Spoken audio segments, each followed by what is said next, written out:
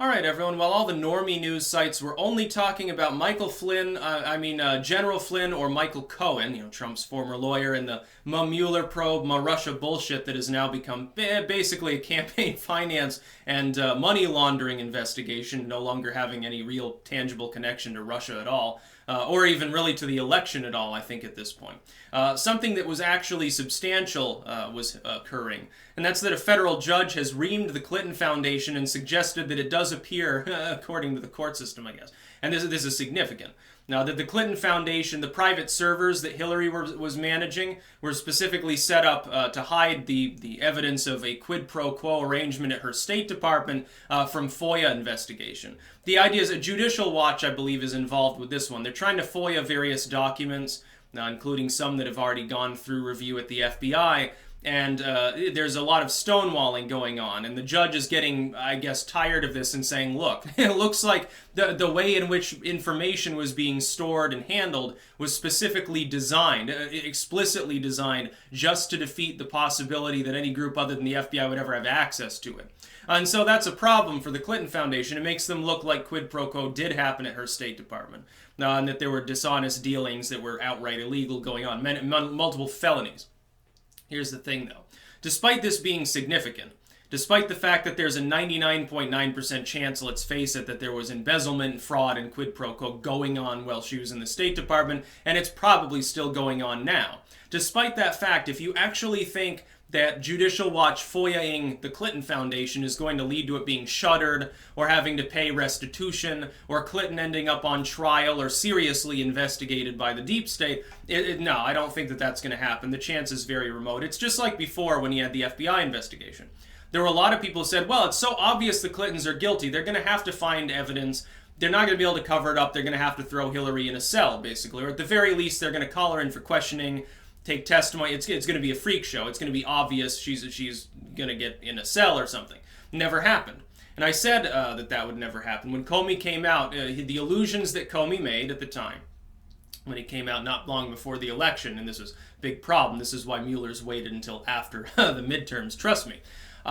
What happened is that he basically alluded to the fact that criminality had occurred, but he said, well, no reasonable prosecutor, we can't show malice and intent. So, no reasonable prosecutor is actually going to prosecute Clinton based on the fact that she provably, objectively broke the law. But we're going to let her go on this because we don't think she didn't sell state secrets or anything. It's just she was improperly handling info on a classified level, which is a total cop-out. They should have prosecuted, they should have recommended charges, because the FBI never before has ever cared about intent and malice. It's just about the pragmatic what actually happened that determines whether the FBI decides to headhunt after you. Hillary Clinton is the only American who has ever been shown that deference.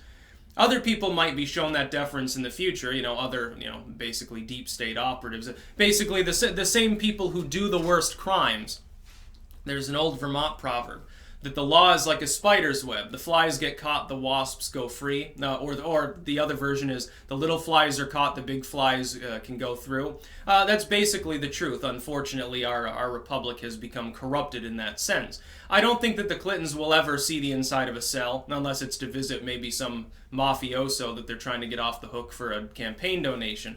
But at the same time, it is a significant story. You'd think a former presidential candidate and then Secretary of State may have exchanged diplomatic and political favors with foreign dignitaries and heads of state in exchange for donations that in some cases probably overlapped with their later presidential campaign.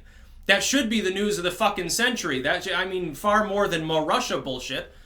The last time we heard about Russia was in the institution of the fact that the Ukrainian money laundering scheme involving Manafort involved a group that was loosely pro-Russia.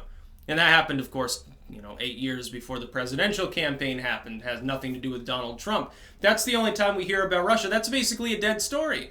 The Russia bullshit that keeps getting parroted, like people have taken it up as a grassroots cause, that anyone they disagree with politically, they call a Russian bot on Twitter. That's basically, it's a corruption, a warping of our culture, and most people don't even know about this story. They don't even know the federal judge issued this statement saying, look, the Clinton Foundation, the Clinton servers, appear to have been set up to skirt the law in the most explicit sense. I would think that that's significant because that was being claimed years ago, and you were called a conspiracy theorist if you suggested that.